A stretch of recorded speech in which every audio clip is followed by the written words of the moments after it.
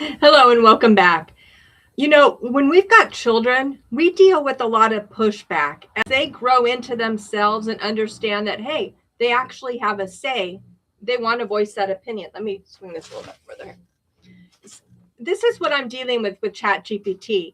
The progression has gotten to the point that work can almost not be done on a content perspective. And this is very disconcerting as we're on the heels of Bezos laying off one-third of the staff of the Washington Post. Now, I don't know how many subscribers he had or the readers that were what's covering the riffraff, but we've seen for a long time the feed that comes into our phone is not organic, it's not written by humans. In fact, we started noticing maybe 8 or 9 years ago, specifically, when we would see an image that would be the thumbnail to get us to click to get more information, the image had zero to do with the actual story. They didn't even try to send out a reporter or somebody to take the pictures. They would just pull from stock and post it. And when you clicked on it, you realized there was absolutely no link. It was just a pretty picture or a disgusting picture, whatever the link is that they wanted to bring you in. Often they would do stories on, let's say, Ford vehicles. And yet, what did you get? A picture of a VW. There wasn't a lot going in there, and we could tell the sloppiness started to move forward. And we saw this at the libraries. We used to be able to go to a library, find out an immense amount of information, and be able to research information. Good luck going to a public library and finding an actual librarian. They're all paid in chunks that are normally 20 to 30 hours, so they don't get benefits.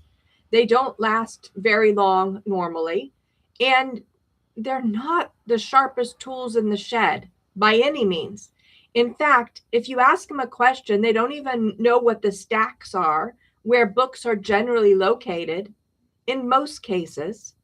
And in my county, they're still wearing masks. Everything we would look to a library for facts and evidence and research has flown out the window. As I went in and asked for if I could get a book on the 10 Commandments, I was immediately told that absolutely not, because that would be a religious violation. But they could walk me over to the section where the book used to be, because I had checked it out just a few months before. And all they had there was a bunch of witchcraft. But somehow that's okay under the library structure. So as I talk about AI today, again, as you know, I do a little research. I watch different videos. I pull information together. And then in order to make it really coherent and woven together so it makes sense, I then put everything into a ChatGPT. I use a variety of different AI simulators, large language models. And each day it's getting more and more difficult as it either wants to argue with me or not provide the information or ask me 9 more questions rather than just producing the script that I asked for that it would have produced just the week before. And this is really where we're getting. And I go through this motion not because I'm an excellent writer. I love to research. And at some point, I'll kind of go through some of the resources that I have right here on my desk, separate from the internet. But I do this to show you AI is not our friend. It will never be our friend. We can use it to monitor our email, but we don't let it stand on its own. Do you remember during the summer? I don't have my phone out here, but during the summer, I would wake up middle of the night and I would see somebody responding back to me, a friend, and they would say, "Why did you say this?" And I would look back and see that AI, who at this, I guess it was actually 2 summers ago, really pre the knowledge of AI, had been installed by Google onto my Android phone and was starting to answer my text messages. It was hit or miss. It wasn't very often. And normally, if I waited till morning, they would disappear. And yet they weren't in my tone, which would have been simple for it to do. They were at a time that I was absolutely asleep and didn't even have the phone in the room. I don't sleep text. And yet it was taking over. Now, this is just after the period of time where Google sent me the message that said, "Congratulations, thousands of people have seen your pictures. And my response was, WTF? What do you mean? I have everything locked down on all of my devices. And as I've stated, these groups will unlock. They'll do a reset and unlock, and you've got to catch it later. At some point, they decided that all the pictures in my phone were fair game to post for Google Pictures, Google Photos, I think they called it. They did later get sued on this, and there's information on Google about the lawsuit. But what's interesting is the only pictures that were stolen from my phone, and yes, they were stolen, were pictures of me during COVID on a military base with kids playing at the beach. Who was going through my pictures and determined that those would be the appropriate pictures to post for the world with the locations? They had to use AI to find those pictures via the localization and the techniques. I didn't follow the story, but right now in California, we have Meta CEO, Zuckerberg, I believe it was yesterday, went in front of the jury for a social media case out here. So far, it's my understanding that Instagram and TikTok have tapped out. They went ahead and bought their way out of the lawsuit. But it'll be very interesting what comes of this lawsuit in California, where a young lady is stating that since she was 9 years old, she was manipulated and pulled in by social media. This will be a case that will really change the way we look at social media. So I went ahead and put in an overview here, and let me show you how it started and what I got, and then I'll get into the actual conversation today. Let me go back here. I put in a lot. I really do a lot of research, but by the time I put it in ChatGPT, I don't worry about spelling or grammar, and it's really a stream of consciousness as I just kind of dump it in for it to organize. So I'm still zooming up to where I put it in. Let me see if I can. Here we go. So this is the prompt that I gave it. It says, write a 60-minute YouTube script, not just an outline. I'm telling it to do the damn job. I ask it to write something that's kind of catchy to open. Give me some SEO keywords, title, introduction, opening statement. In fact, opening, I spelled pining, P-E-N-E-I-N-G, but it gets it. Give me a segment for each topic and then wrap it all together. And this is what I want to talk about. Women have fought for equality in careers, in homes, with money, but can women be as evil as men? This is the topic I want to talk about today. You know what I got? Can California be saved? Now, if you watched my video yesterday, you know that that was my topic yesterday. Why would I want to do it again today? So I had to go back in and tell it that that's not the topic I put in there. This is a new episode. I've never had to do that before. So I continue here. Again, my question is, can women be just as evil as men? I recall the story of Adam and Eve, the removal of eternal paradise due to a decision a woman made. And you and I know women. I mean, let's be honest. When a woman gets caught, she cries. She makes you feel bad for her. The big tears come down. It's a manipulation. Now, some actually have tears. They don't realize they're manipulating because since little girls were taught it's okay to cry. And when you cry, people don't want to hurt you further. So it's reinforced in society, but it is still a manipulation. In situations where my emotions bubble up, I will actually stand there and say, you know, I'm absolutely sorry. This emotion is coming up, but please don't take it as a manipulation. I did make a mistake, or I did step off the path. I still will handle the consequences. As women, we still need to be honest and follow our values. We can all make mistakes, but owning up to it, apologizing, and moving forward is the turning point in life to be able to stand firm and be who we are. That's what we need to fight for. So as I continued here, I did some outlines and I went into some examples and gave some quotes and some resources, and also referenced Angela Rose's video. And so I am still zooming down through all the data that I put in there. I'm not going to read it all now because I want to get back to where it brought me. Here we go. And it says, whoa, I can't write this for you. I'm going to have to redirect you. And then it gives me probably about 4 pages of redirection. And then it says, before I can proceed, I need one clarification. No, I've already told it everything. A couple weeks ago, this would have been out like that. As I go ahead and hit, I enter my data, I come over to YouTube, I hit go live because I already had everything set up. It instantly creates it, and then I can read my script.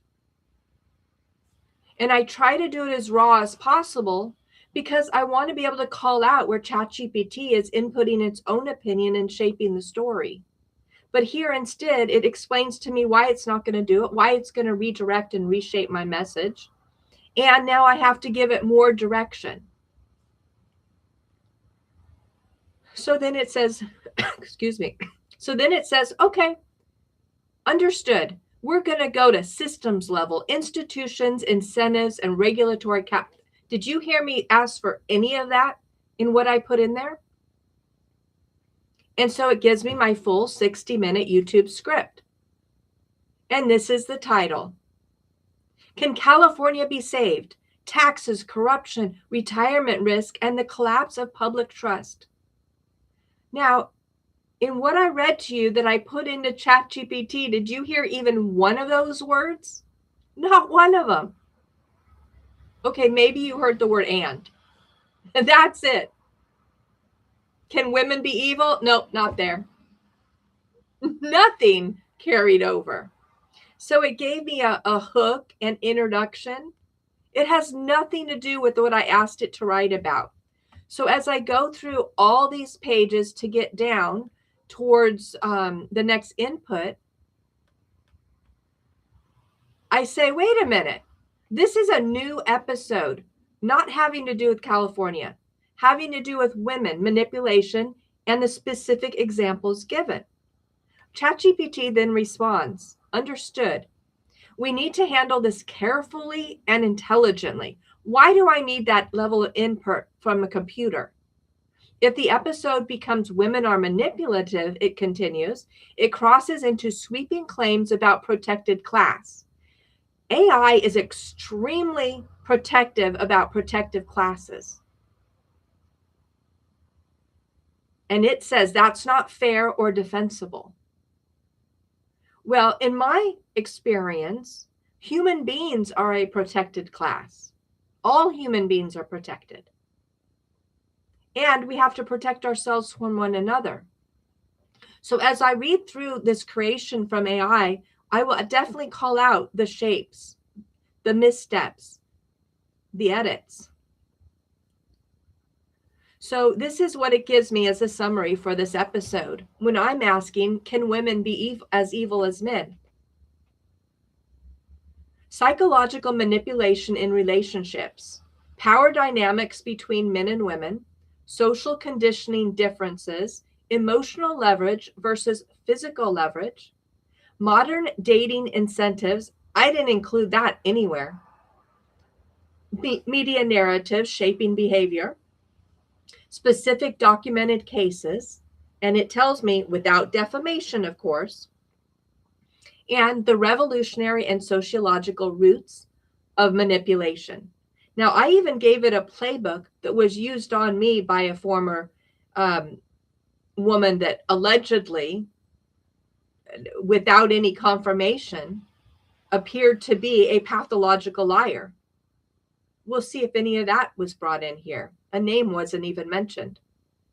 Then it says we can build a serious, provocative, intelligently rigorous 60-minute episode. So all of a sudden, it's going to stand on a podium here.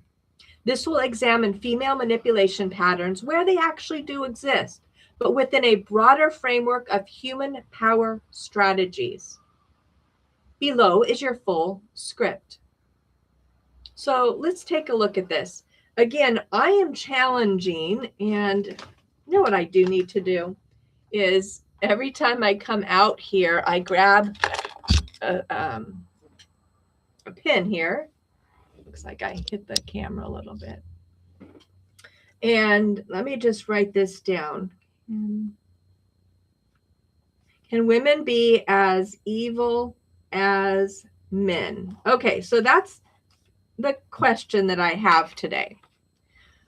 So the title that ChatGPT gave me is The Hidden Power, Female Manipulation, Modern Relationships, and the Psychology Nobody Talks About. Now, again, this is Barbara from Tech Reality. Everything I speak about has a technology spin. It also is based in Silicon Valley, where we have a huge unbalance in the number of people who are on the spectrum.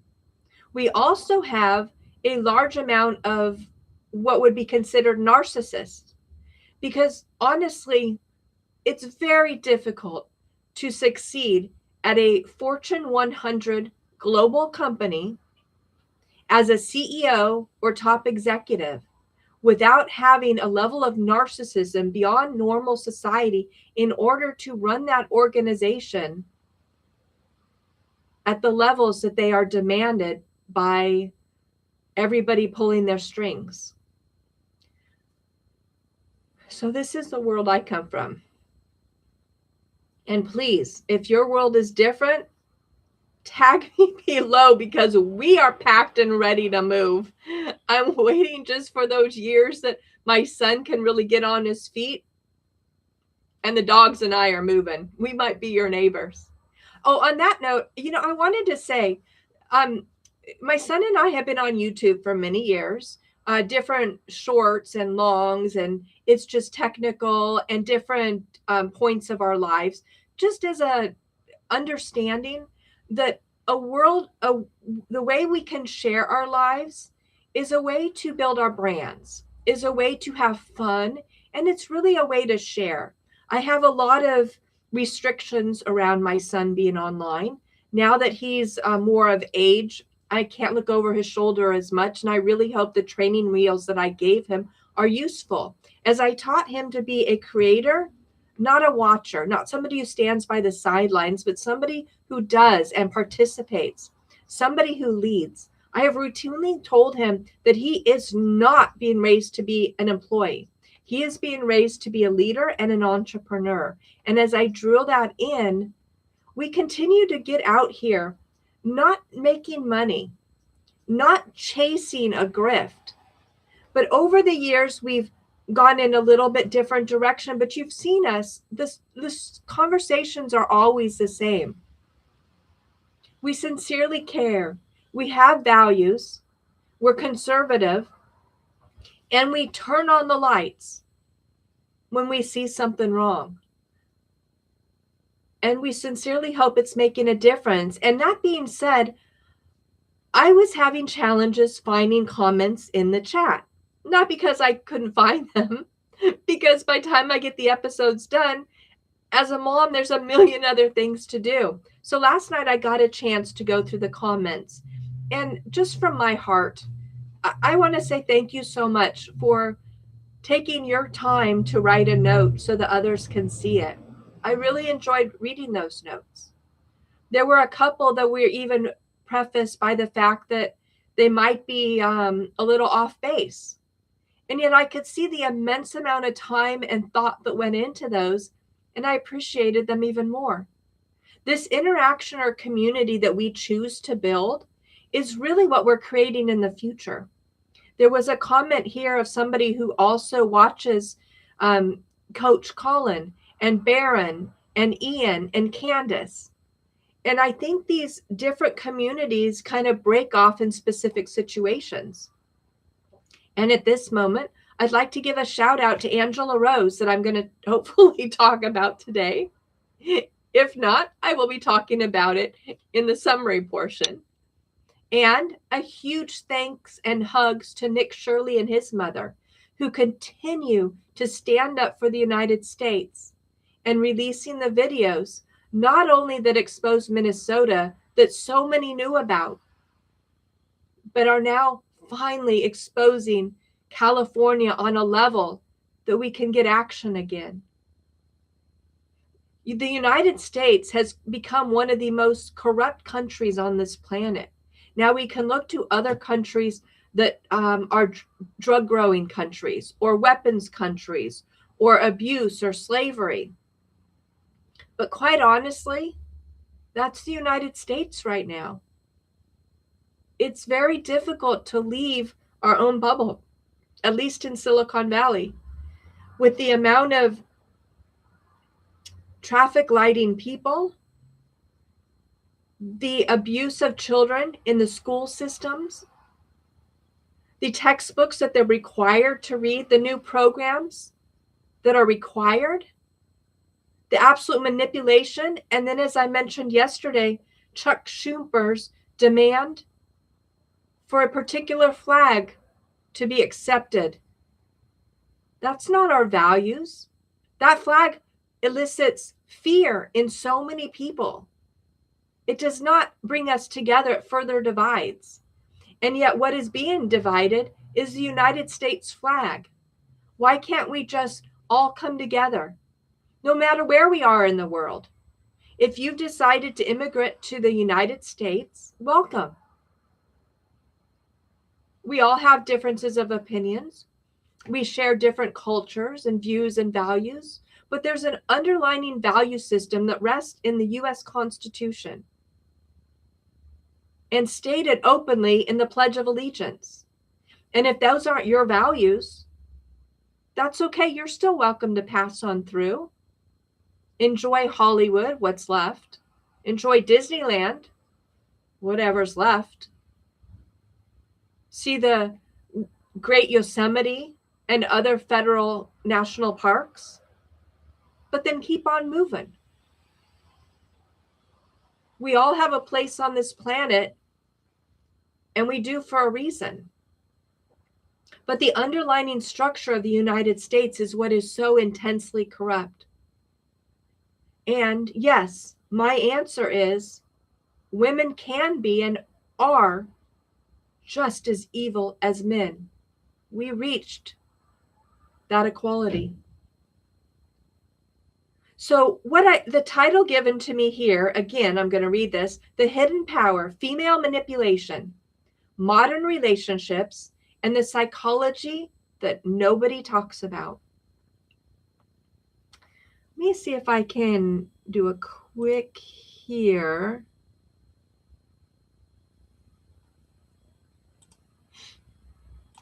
Let me change this here and see.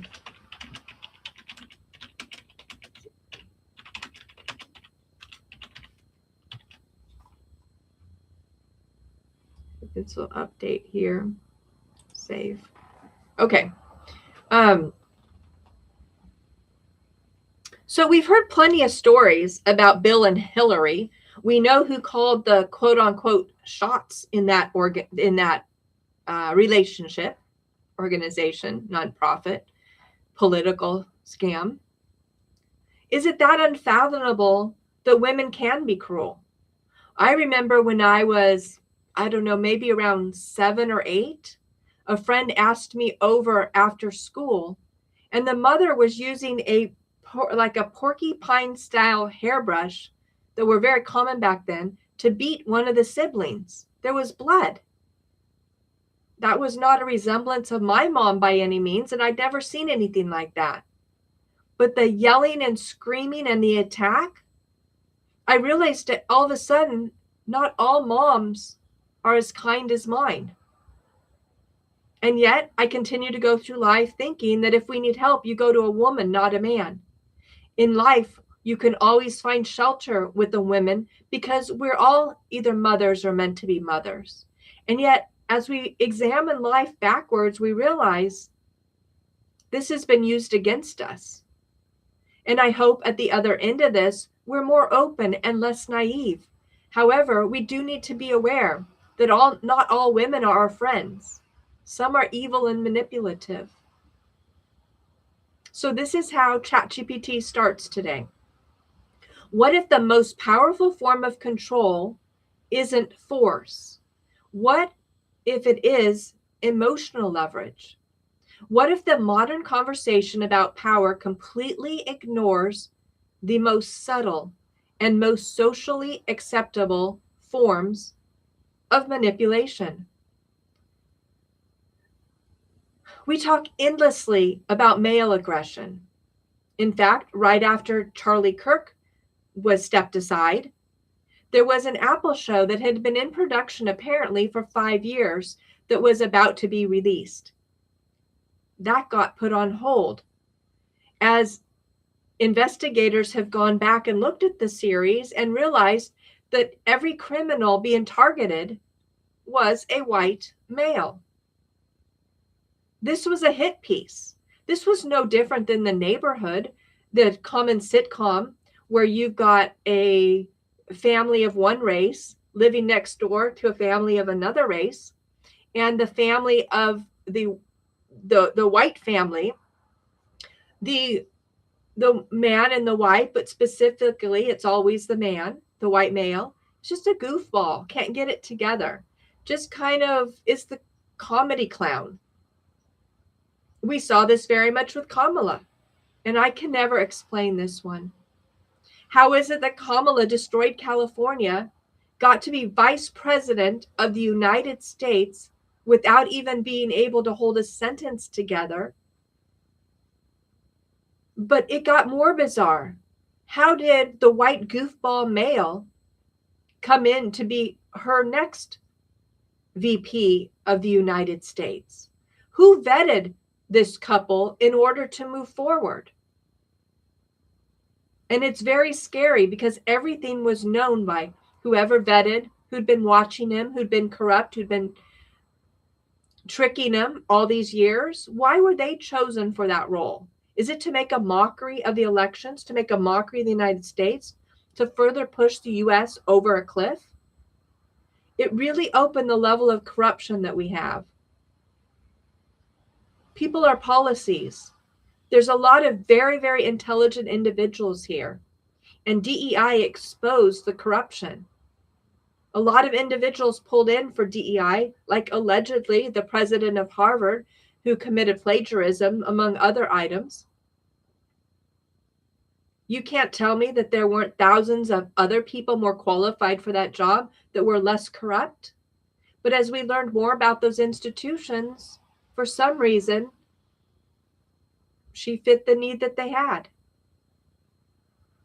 So again, we talk endlessly about male aggression, but we never, or almost never, talk about female psychological dominance. We condemn physical coercion, but emotional coercion, we just call that communication. And right now, I want to look into this. The psychology of manipulation, why women and men use different strategies, real world cases, and how modern culture rewards certain behaviors. And of course, how to recognize manipulation before it rewires your life. And yes, right now we are all being rewired. So this, again, ChatGPT says, isn't an attack. This is an analysis, as it prefaces to get away from legal issues. Okay, so what I want to talk about here again is, can women be as evil as men? Here's my introduction. Power has two primary expressions: physical leverage and psychological leverage. Historically, men dominated physical power hierarchies. Women adapted differently. Now, women have fought to be in this space. We've seen it as women fight to be firefighters, bodybuilders, more muscle-driven activities, to be in the unions and construction, even white-collar crime. See, we're pulling it in there.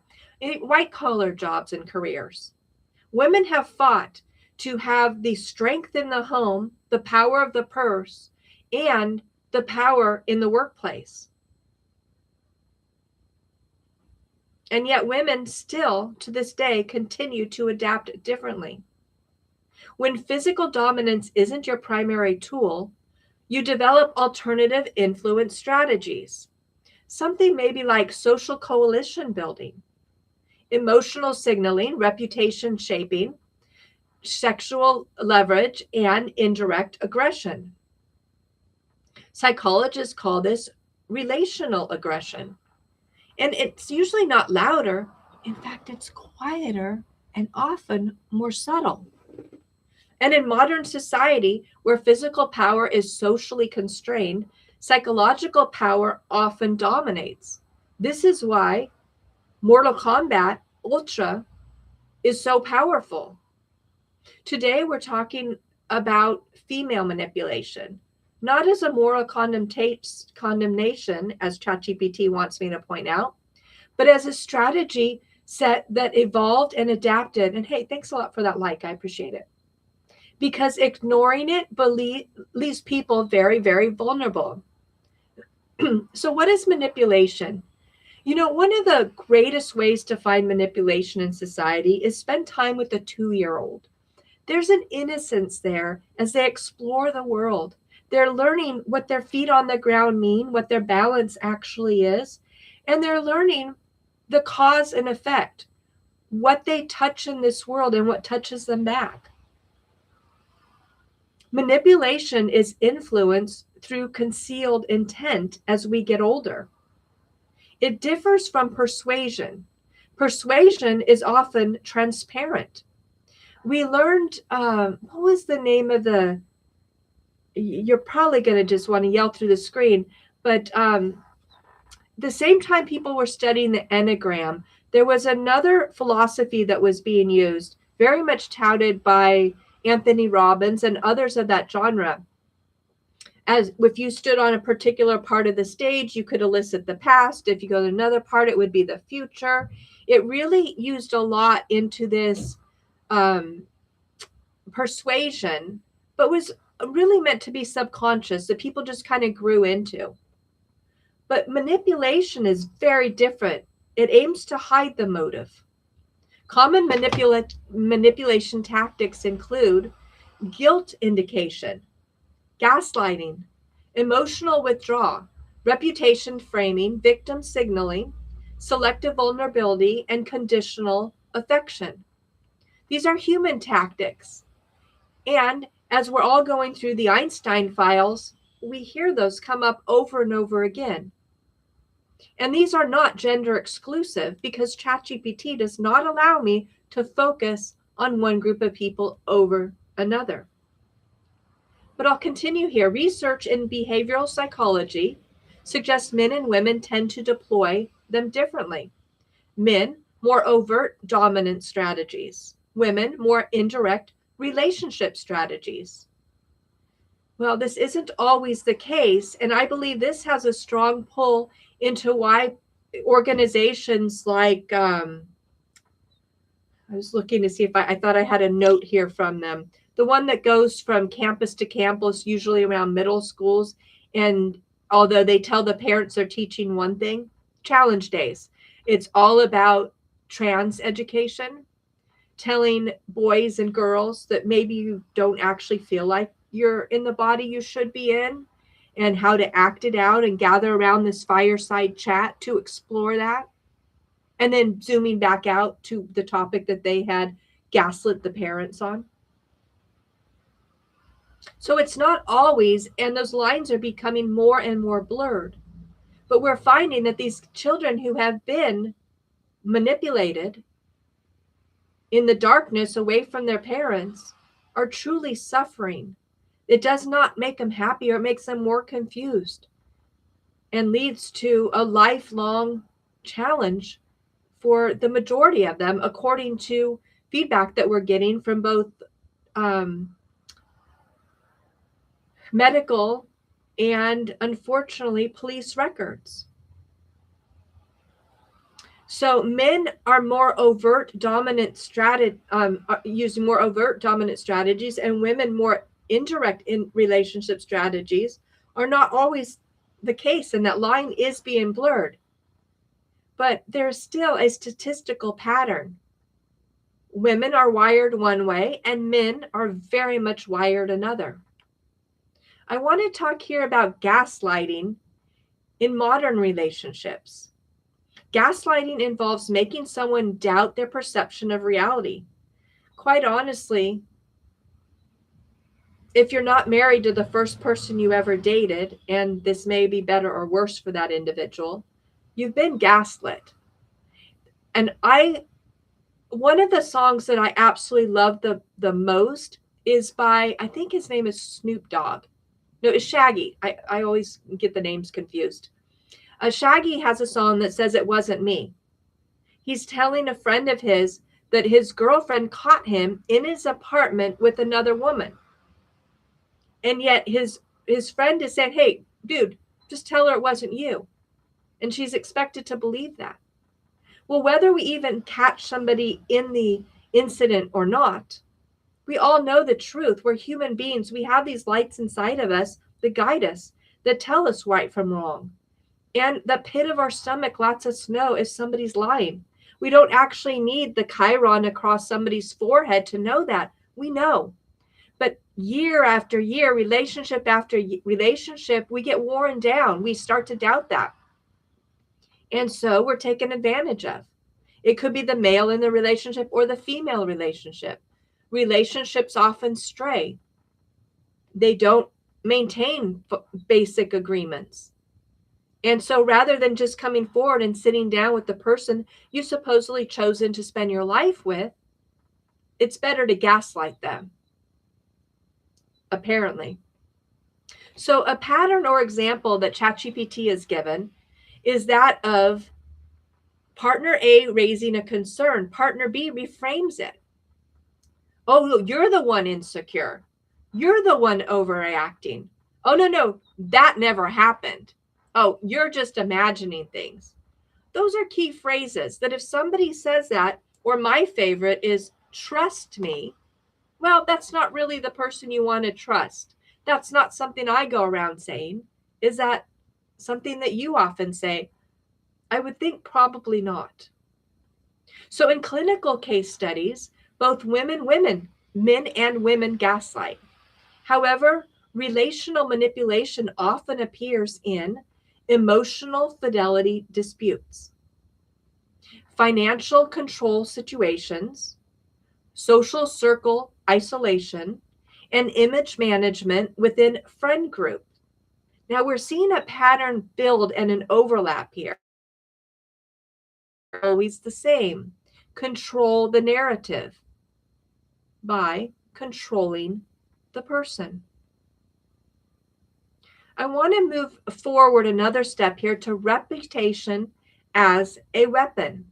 And this is why branding yourself is so important. You have something to stand on. In social hierarchies, reputation equals survival. Indirect aggression frequently takes the form of social exclusion. When we lived in tribes thousands of years ago, if we were excluded, we were dead. We were cast. We needed that group for warmth, for food, for help. And welcome in. I wanted to let you know we're breaking it down a little bit as we build to talk about Angela Rose's YouTube video, which specifically talks about Ilhan Omar. Social hierarchies, again, it meant survival. If you were outcast, you didn't survive. So we had social exclusion, whisper networks, character reframing, allegation escalation, and moral positioning. Now, sadly, these are the work environments that I've had to survive over the last many decades in Silicon Valley. These are just cesspools of absolute manipulation. Much like when I attended law school and I was told that I'd have to buy all my own textbooks. You know, textbooks are very expensive and they had a law library. But the reality is you couldn't rely on the books in the library because your peers would rip out the pages and you wouldn't be able to pass the exams. This is what I've dealt with in my career in technology. The reputation is used as a weapon. And once you are removed from one company after another, the problem is obviously yours. Now, we're told, and you've probably heard this as well, that if somebody says something about you once, brush it off. Twice, maybe look in the mirror. 3 times, grab a saddle. Well, that isn't always the case, because when the structure is set up to break people down and push people out, you quickly learn that the system is set up against the individual. And there's reasons why. So these items that I just talked about for indirect aggression, of isolation, are being seen more and more in society. In school-age studies, girls statistically engage more in relational aggression, while boys displays more physical aggression. In childhood, this might be seen as, or translate into, workplace politics, social circle manipulation, divorce proceedings, and custody disputes. The most powerful person in any room is often the one who controls the perception, get a hold of the narrative. This is very much why we see TPUSA and Erica Kirk getting out in front of the message. As soon as Candace Owens makes a statement, you see them respond right away. They're spin doctors. They're trying to get a hold of it. The problem is the statements being made don't seem to align with the evidence being put forth. So perception control doesn't require physical strength, but it requires consistency. Here I want to move on to the next level of conversation here. Sexual leverage and attachment. Codependent relationships manipulate on a whole nother level. Now, many of us are taught that codependent relationships happen between a man and a wife, or as we've seen, 2 women or 2 men, or however that partnership comes up. And it can get bad behind doors. This is why when a partner gets fatally harmed, the person that is normally the suspect is the one who's in the closest relationship with them. Statistically, this happens over and over again. But you know what we're guided away from? The most codependent relationships that I have ever been in are that of the workplace. Because, quite honestly, I'm very naive. I have to really work on trusting myself, which is why I talk about this, which is why I explore this, and why I'm helping individuals like Beverly. And every year there's somebody out there that I spend at least a year helping, as I'm learning for myself how to grow stronger. In the workplace, work has rules. You and I show up to perform the task, go above and beyond, understand the game, and play the game. You and I don't look at it as a game. In fact, it's often very easily to win bonuses or awards just by understanding, okay, these are the rules they want followed. We follow those rules. We stay in line, we move forward. But as soon as there is a perceived notion that we're stepping outside of line, then the attacks start coming. But what if that perceived notion was manipulated? What if, let's say, a peer or a supervisor starts spreading lies and rumors and isolates you? You don't know where the rumors are coming from. You're still following the rules, hitting all the benchmarks, doing a phenomenal job, believing that you are the ideal candidate for that role, and yet all the while being undermined. Well, as professionals, we look the other way. We've got families, we have lives, we have hobbies, we have little doggies. And yet, one day we're told, you no longer work here.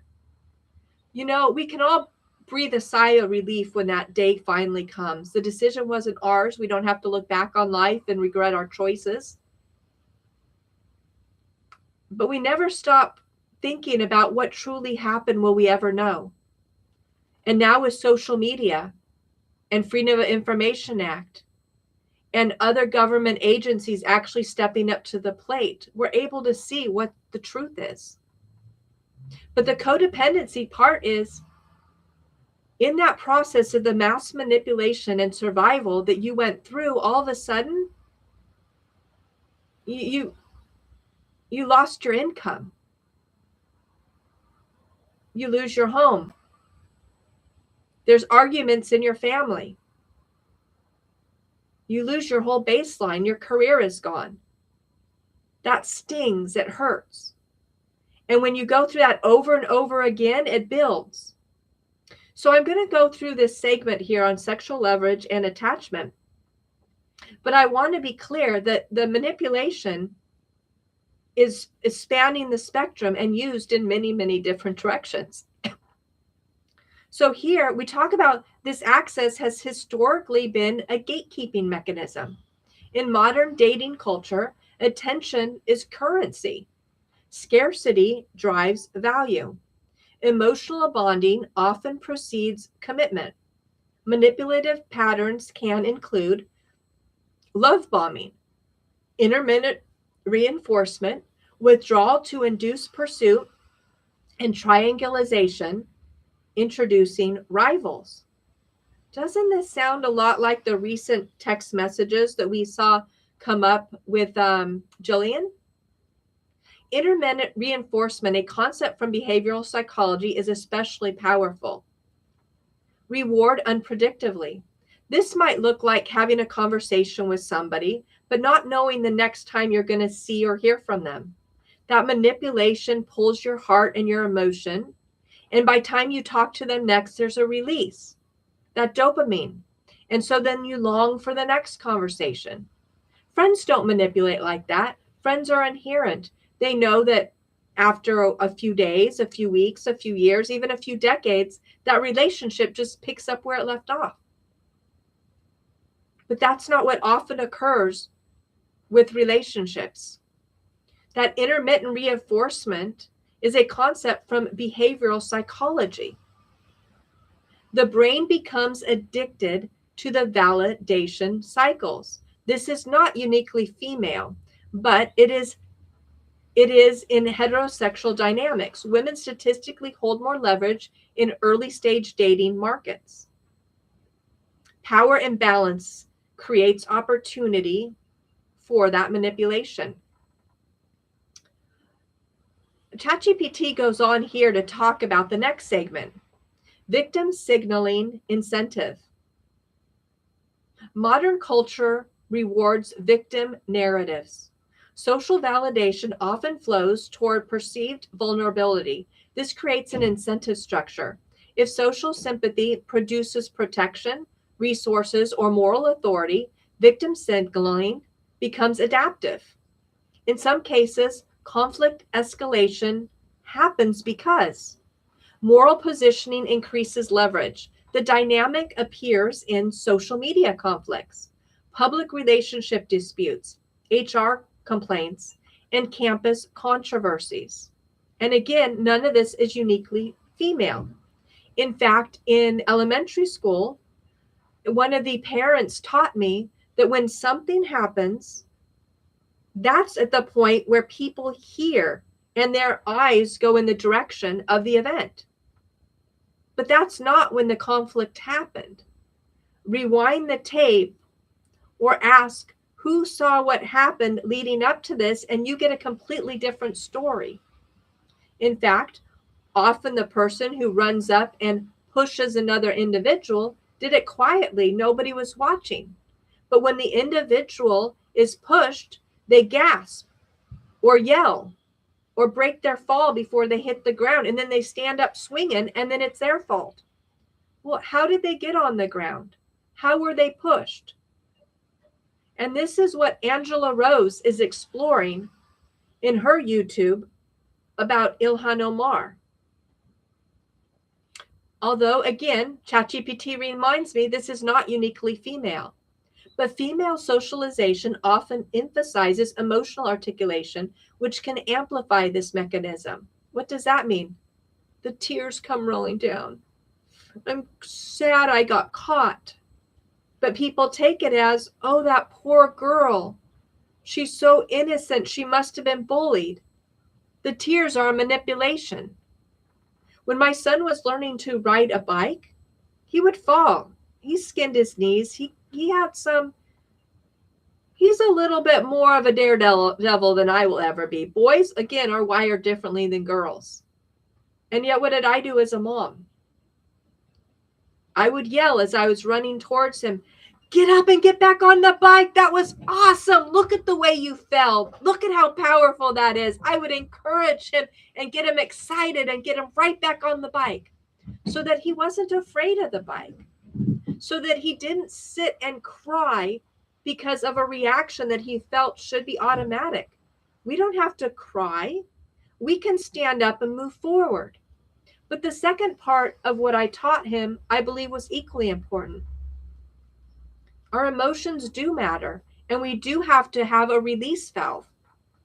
Once he's safely out of the road or away from his peers, cry if it hurts. Let it go. Release it, shake it off, and get up and have fun again. But there's a time and a place for everything, and it's part of survival in society. I think we call it emotional intelligence, but somehow for women it's discounted and it's manipulative. The danger arises when accountability disappears and we coddle women and allow those tears to change the trajectory of the truth of what is happening. The next segment I want to look at is why men miss this. Many men are conditioned to detect physical threat, not emotional framing. So when manipulation is subtle, relational, and narrative driven, it bypasses defensive instincts. Men may interpret emotional volatility as passion or jealousy as affection or withdrawal as depth. Now, again, I've stated everything I come from is within the world of Silicon Valley technology. We're skewed here. There's a high level of individuals or a high percentage of individuals that are on the spectrum, which basically means they don't have an ability to understand feelings. They will stare at you and not understand why your reaction is happening in the way that it is. It's they know that they should know something. They honestly don't care, and they can't connect to it. And so they'll kind of guess what that should be. As men are always wired differently, often that guess goes down the wrong direction. Without understanding the pattern, they can personalize something as strategic. And manipulation, again, works best when it's invisible. Therefore, women are allowed to manipulate men, and women know this. I want to go on to the next segment here, specific cases and patterns. And here, this is where I might need to go back up to my original notes. We'll see what ChatGPT allowed to be pulled in. So ChatGPT opens with, without naming names, specifically individuals, common documented case structures might include false allegation leverage in custody battles, financial exploitation via emotional bonding, reputation damage during breakups, social media smear campaigns, and isolation tactics within marriage. Family court data shows that custody disputes frequently involve reputation framing tactics from both sides. The legal system itself incentivizes narrative dominance. But the last, well, again, this is what I found in law school. The last place you ever find the truth is in the courtroom. The narrative stands out. And this is structural. It's not anecdotal.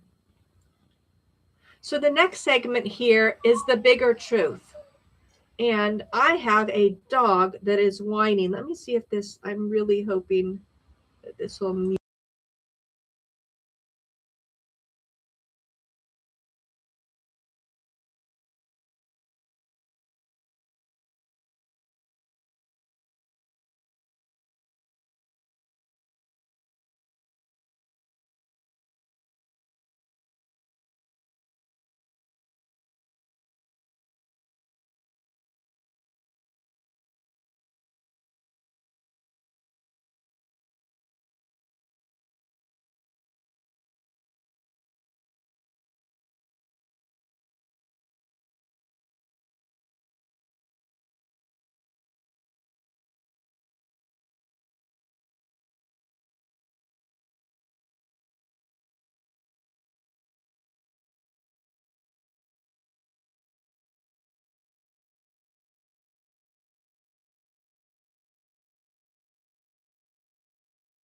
Okay, sorry about that.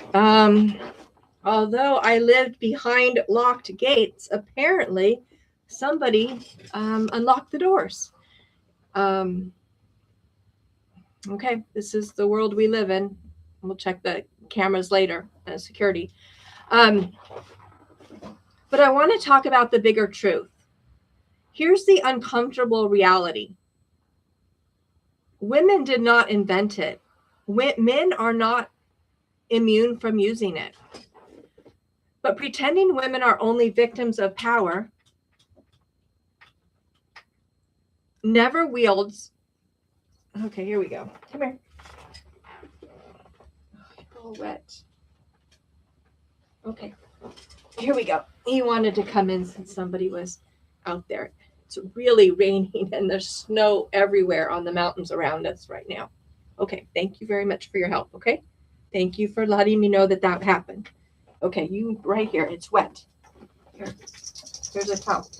Okay, let me just start this segment over. And again, I apologize for that. I'm going to have to see if somebody broke the lock on the game. Here's the uncomfortable reality. Manipulation is a human strategy. People learn it. We're trained this. Now, we are trained as children growing up. The school system absolutely rewards it. And as we're seeing pop up all over the world, specifically in the United States, are one Mortal Kombat Ultra location after another.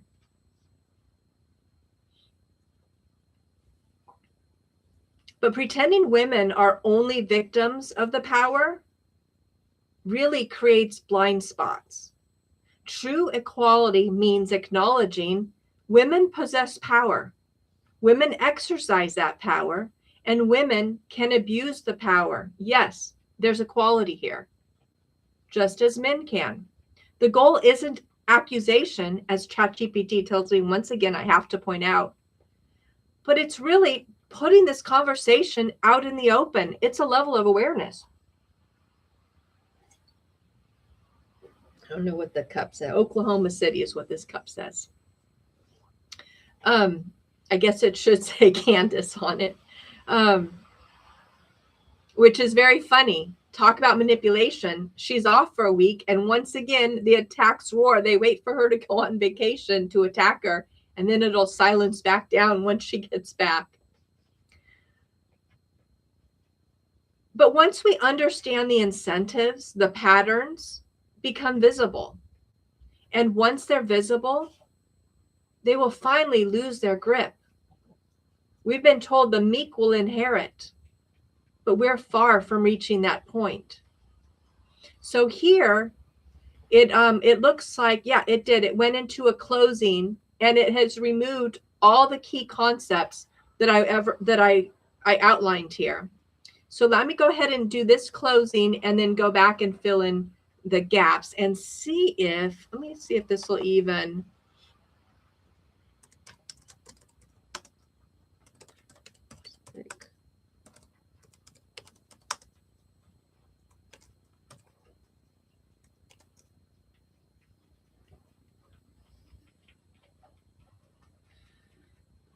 Okay, it has now even deleted that information. So let me finish this here and then go back into it.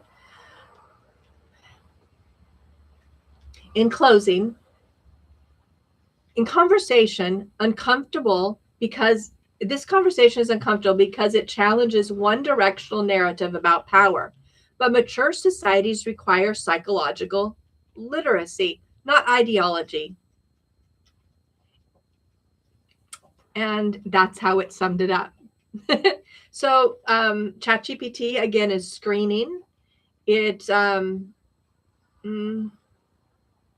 we've got to really watch for. Okay, so what I want to do then is pull back into the story and the whole point of the article here. I've got this queued up, so I'm just going to copy it and put it back over here.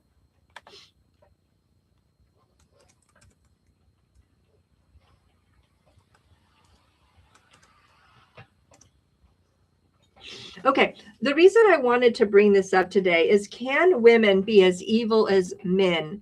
Is the concept. And I wanted to look at what Angela Rose put out.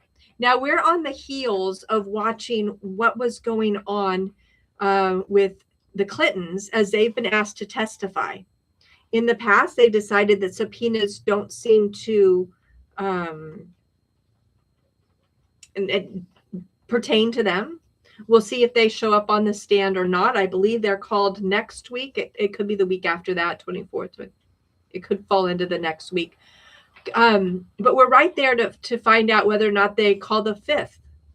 Many of us really don't care, because nothing that seems to come out of their lips ever is the truth. But we do know that there's a lot of missing bodies related to those two. And we also know that one individual was very determined in life and saddled up next to another individual to make sure she got what she desired. So Angela Rose is doing much like what Nick Shirley has been doing.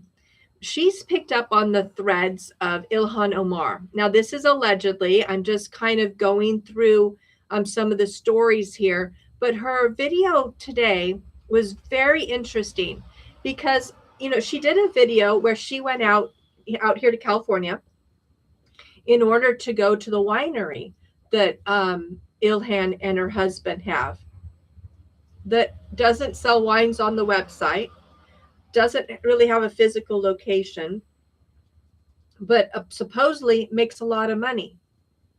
Most of us call that money laundering. Where's the money actually coming from? And as we now know, it's just as important to ask, where's the money actually going? Well, much like the consulting firm that the husband has that doesn't seem to have any clients. But wait, Angela found there is one client, and apparently she spoke to him. So I highly suggest that you do check out Angela Rose's video on Ilhan Omar. So let me see what ChatGPT did when I ran the transcript through. It says there's unproven and potentially defamatory claims. So I cannot, being AI, present any of this. I can't expand on it, and I can't build narratives around it. If there's court proceedings you can give me, then I can analyze those. So again, it's telling me, no, I'm not going to do that. If your goal is investigative analysis, systems critique, or media literacy, we can approach that productively. Here are structured options. So then it gives me page after page of different options, but it still didn't outline. So this is the 4th time I've asked this morning, and it's not giving it to me. So again, I'm asking, can women be as evil as men? And as Angela Rose, we're still trying to figure out the share screen doing live, and I want to continue doing live, so we're just going to work that out. But Ilhan Omar's client called them fraudsters, investigating Ilhan Omar's sudden and massive increase in net worth by Angela Rose. Angela Rose has done a phenomenal job. During COVID, she primarily reported from her home office, probably a bedroom. And now she's doing man on the street, woman on the street, much like the progression that we've seen with Nick Shirley. Now they're both also really growing into this, and I'm seeing the levels of security that they need in order to be successful. Now she has 417,000 subs. This video that was put out on February 18th, 2026, via her members first, and then released to the general public after that, says, "Are you ready to FAFO?" And she gives the name of the individual. She said, "Let's go," and then gives the chapters. She goes through an introduction, And then the part that caught me as the most interesting, and this is what I wanted to talk about right here, was the alleged violent past. But the violent past came from the representative's own book. And this is really interesting to look at because this is where we see a pattern being created. A pattern where,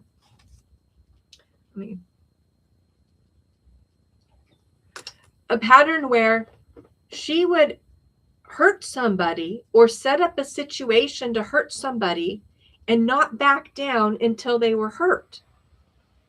But if you and I hurt somebody, that would not be the basis or the common theme throughout a book.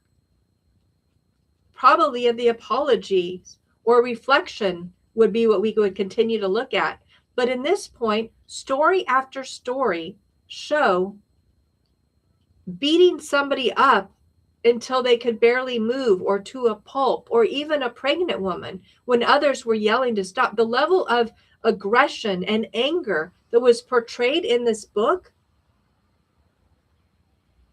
is supposed to be a biography. Is this book a threat? Letting people know that if anybody come after her? I don't know. But this is the person I've always seen behind that mask. With the big smile, she threatens the President of the United States over and over again.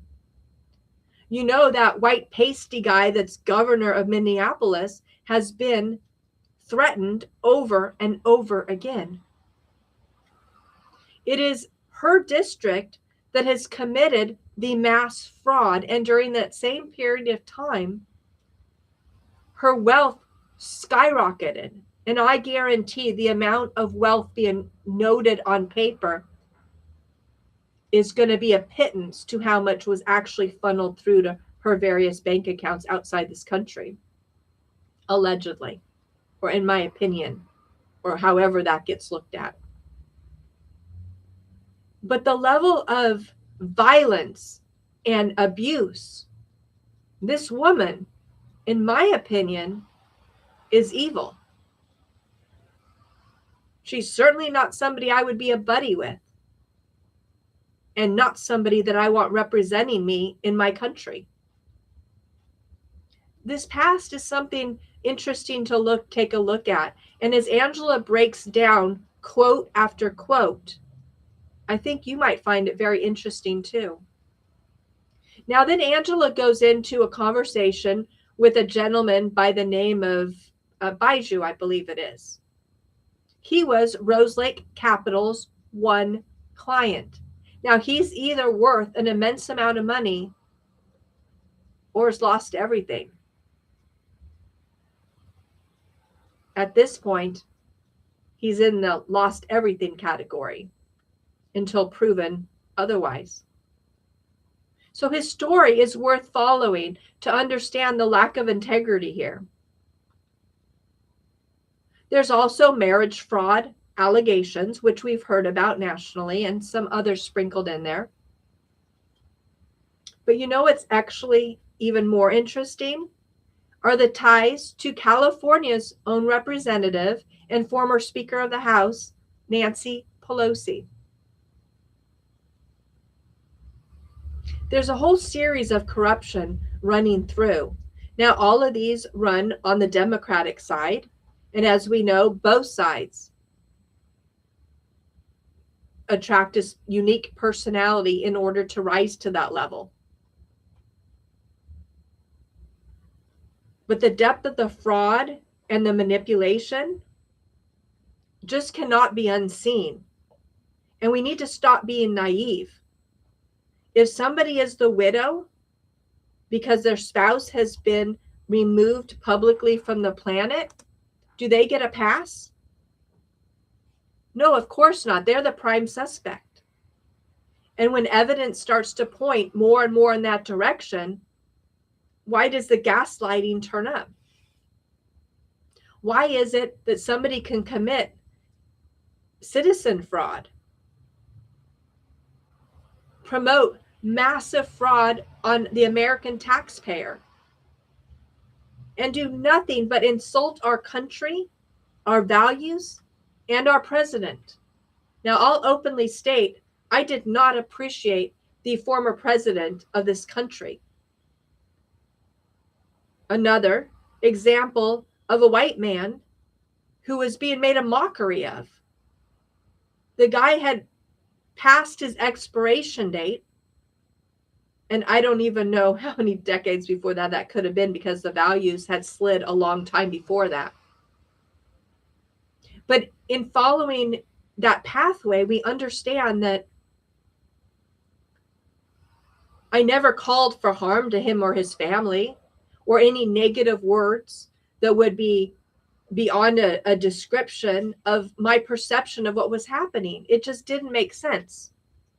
And yet, why is somebody who is naturalized into this country the head of a major fraud mafia, in my opinion, why would that individual be poking the bear? Because she believes she is above it all. Her level of manipulation has gotten to this point, and she believes, and I hope falsely, that this cannot be undone. So I want to bring this down to the reality of where you and I are at. We don't live in the political space. For most of us, the TPUSA story doesn't touch us unless we have kids that were affected that are in schools right now. Quite honestly, most people my age don't have a young child.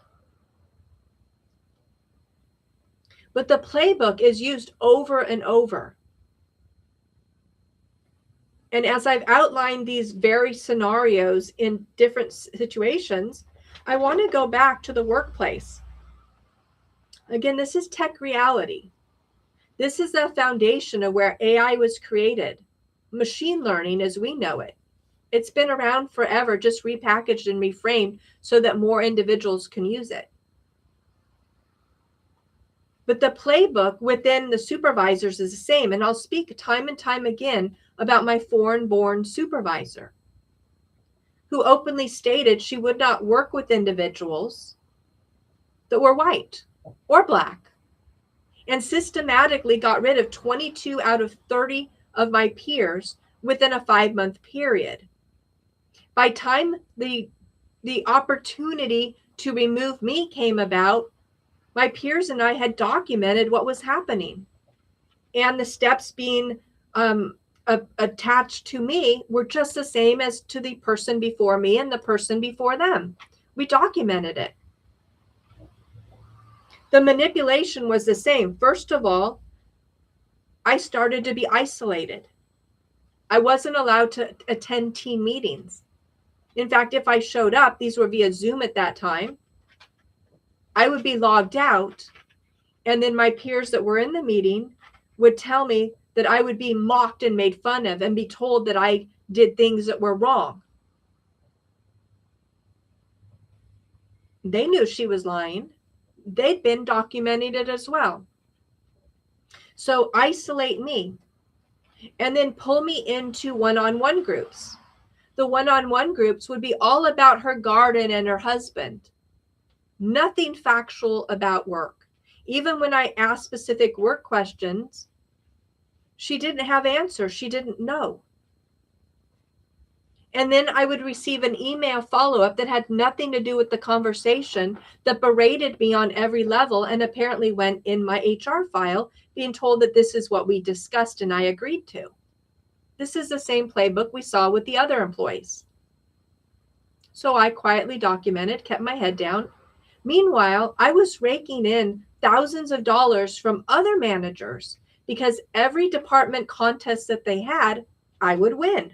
I would be one of the top 1 or 2, maybe 3, but usually 1 or 2. Because I'm very intelligent, and I will state that very proudly. But I also had a strong work ethic. I didn't take time off. I followed the rules. I did my job. And like you, we take pride in the work that we do. So I over-delivered and was greatly rewarded. But all that while, I didn't get a penny from her. By time the isolation was complete with me and enough documentation of lies were done, and now she had tainted my peers, although they had documented this and knew this, they wanted to distance themselves from me in order to make sure that they didn't get to be the next person.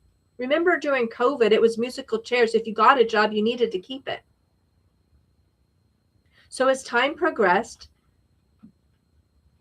stage 1 and stage 2 of the playbook had been rolled out.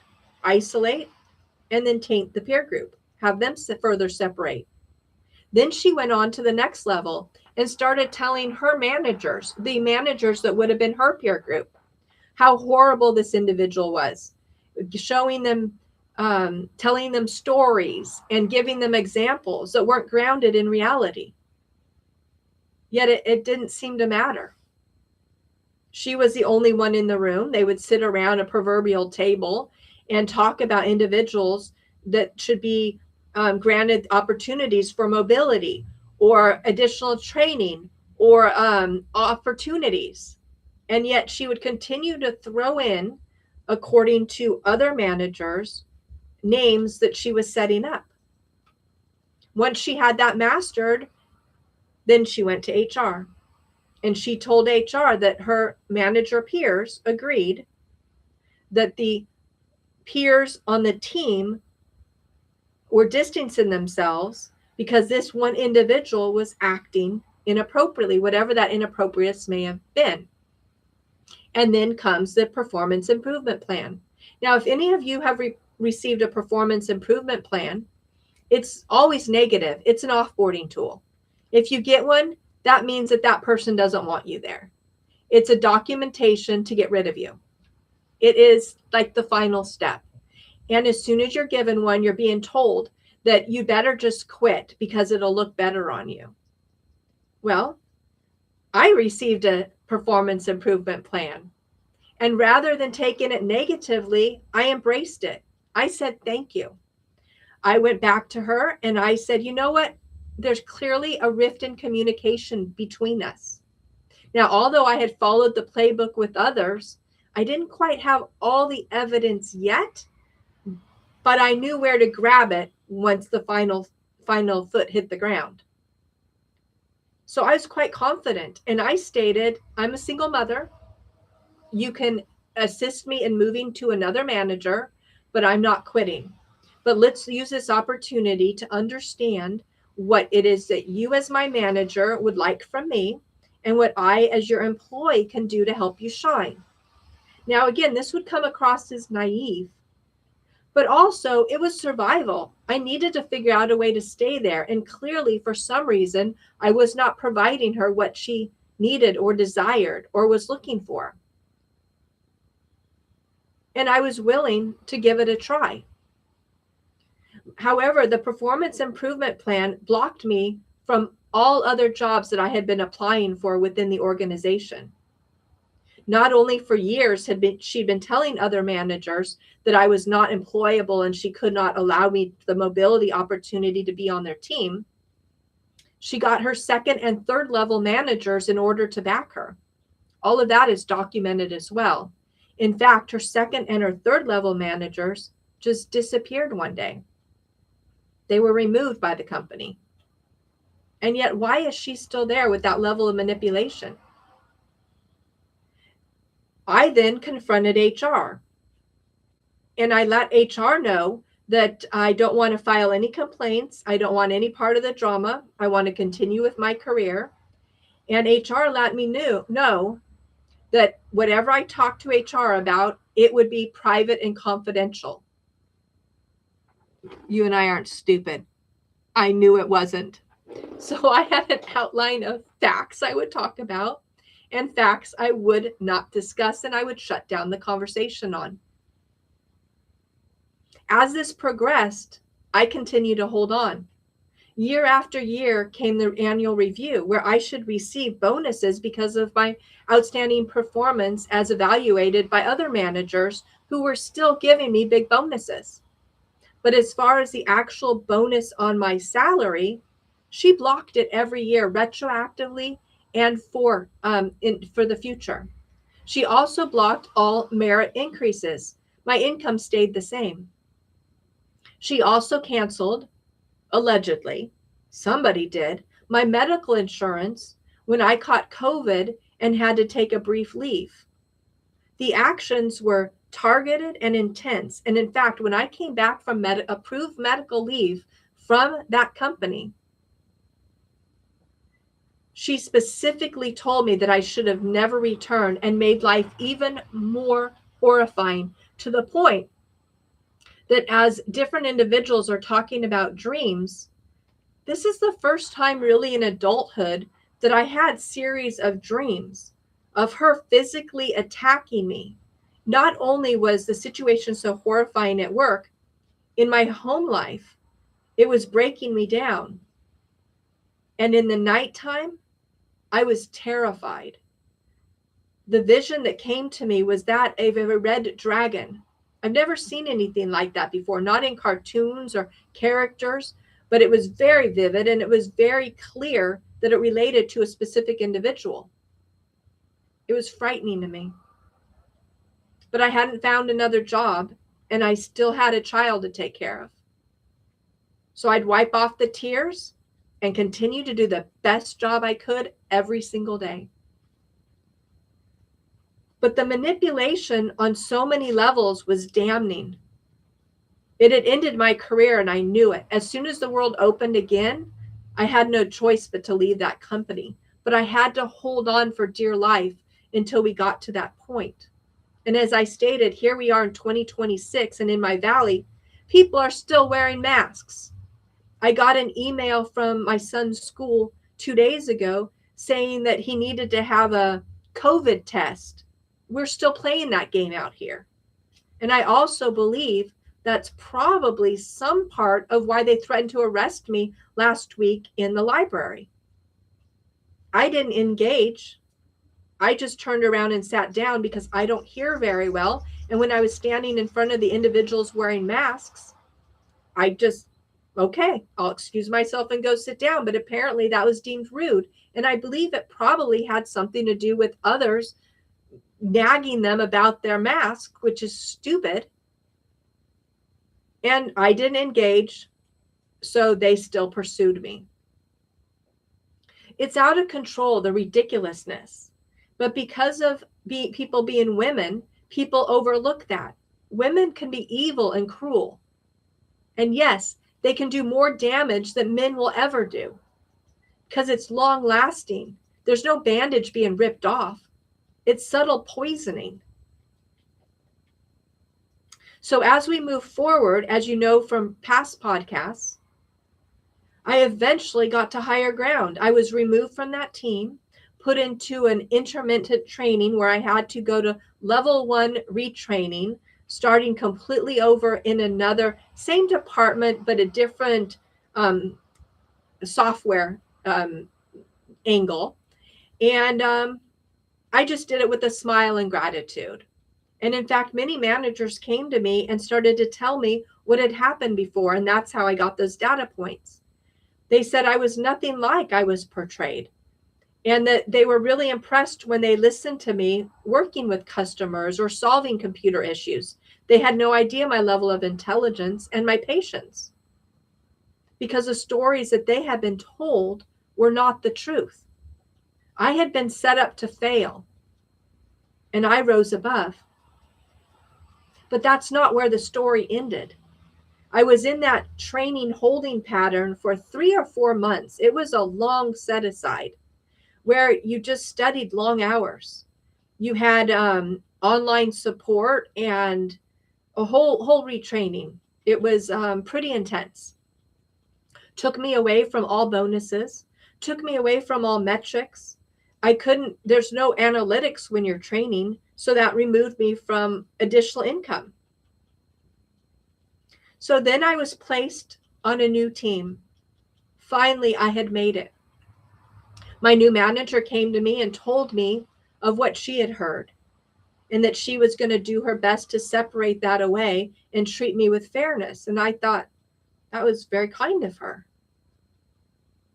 But I noticed a level of manipulation there that was consistent with what I had before.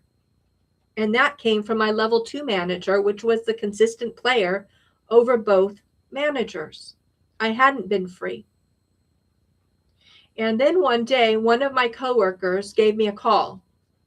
And this is where I say, can women be as evil as men? Yes, they can, and they are. My new coworker that I hadn't met before informed me that I had committed fraud. You can just imagine if you're like me. We don't think about touching other people's resources or items, or certainly not money. So what kind of fraud would that have been? But then multiple other coworkers contacted me as well that had never met me before.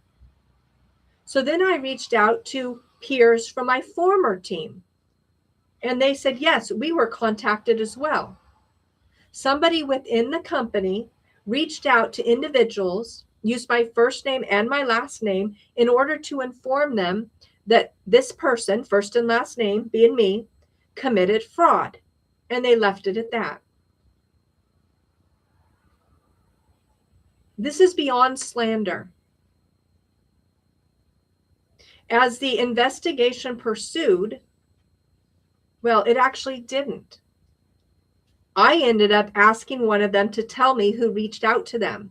The individual had lied. They said they were an outside consultant who'd been contacted by a confidential line, and they were just following up. Well, it turned out to be an internal employee, and the confidential line was allegedly, according to that individual, contacted by my former employer, my former supervisor. Because she was so angry that she was not able to get me to quit, and the company wouldn't outright fire me, and they allowed me to move to another manager, which is not normally allowed within the company's structure while under this PIP that she never released me from, she decided to inform ethics that I committed fraud. Now, the fraud that I apparently committed was learning how to game the system on holidays in order to earn extra money.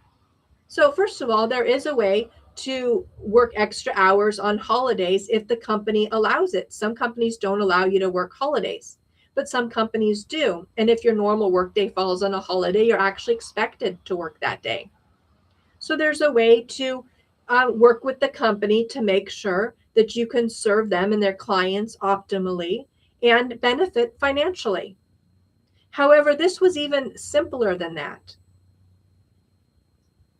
I took a screenshot of every holiday over the previous 12 months and had earned exactly $0. How was that fraud? In addition to that, because I had stolen so much money from the company by committing fraud, $0, I had told my coworkers how to do it as well, and that was just egregious. Well, as you can imagine, after informing ethics that they either stopped harassing me and stopped with the slander to put in writing what I actually did so that my attorney could respond, they finally stopped pursuing me, refused to ever put anything in writing. And that's when the slip happened that informed me that the anonymous request came from that specific individual. Now, when we fast forward, that individual is still with the company, has moved positions several times, and now has, based on the numbers, a highly predominant foreign-born team on American soil. She won. She has been given what she always wanted, and the company has rewarded it. Now, I'm going to go much into this slant.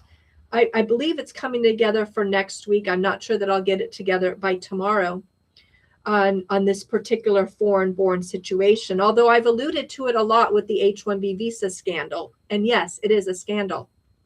But this playbook is something that you and I have to be aware of.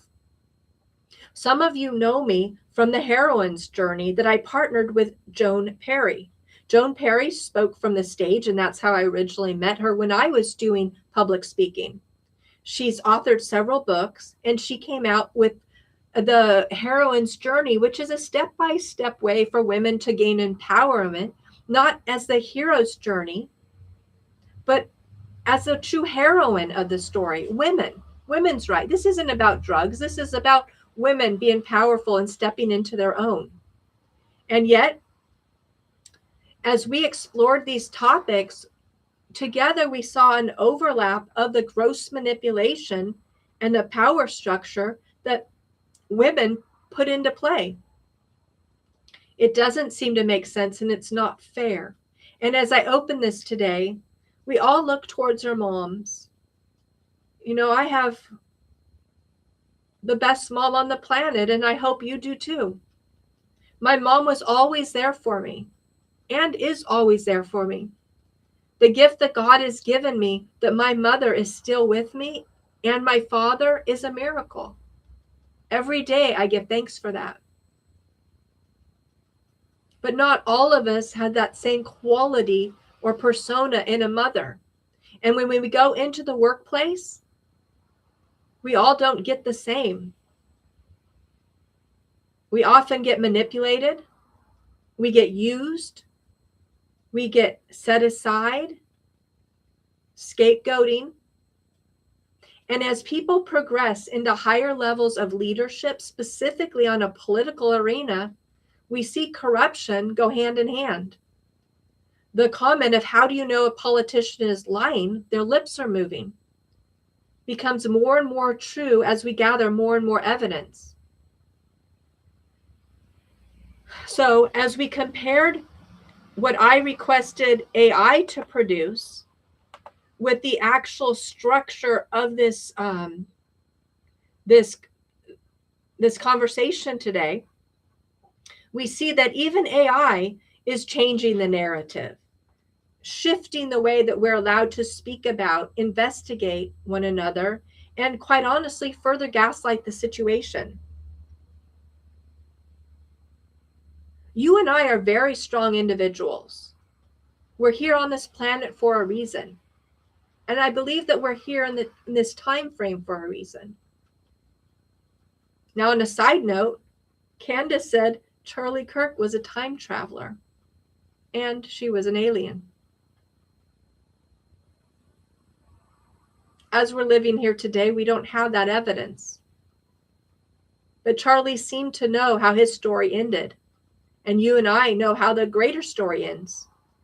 But between here and there, we're crossing this vast area that was once described to me as a football field, just to give a size. And yet every step you take has a pitfall or quicksand or a trap. And you've got to get to that other side. And you can't go straight across. You have to weave back and forth, making it take even longer. The weather changes, the environment changes, the individuals change, the scenario changes. In fact, you might be like me and state that, wow, this lifetime I've lived seems like many lifetimes rolled up in one. And it really does for so many of us as we survive. It often doesn't make sense. As criminals push forward, and it seems that you and I just don't have any rights. We don't have options. It's back to survival.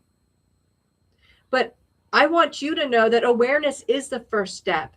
And this again is why my son and I do these videos. Now his is now streaming off more in an area of goofy comedy as he hits the teen years.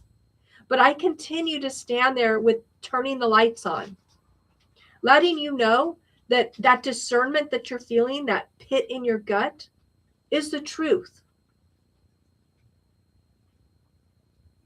I look to God for answers. Who do you look towards? I'll tell you who I don't look towards. I don't look towards the President of the United States. I don't look in somebody that is dressed in a white lab coat. I don't look towards somebody who's paid to lie to me or give propaganda. And speaking of that, where did Dr. Fauci end up? So yes, once again, Women have gained equality. Could it be better? Everything could be better and more perfect. But women have gained equality and can and are be just as evil as men. Just ask Bill. Go ahead and ask Waltz when he's ready to talk.